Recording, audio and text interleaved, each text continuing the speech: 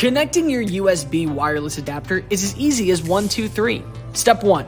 Connect your USB wireless adapter to the car.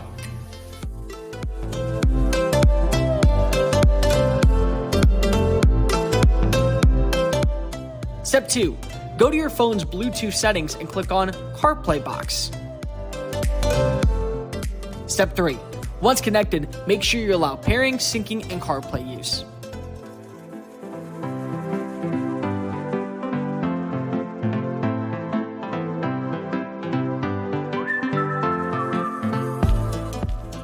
After that, you're all set.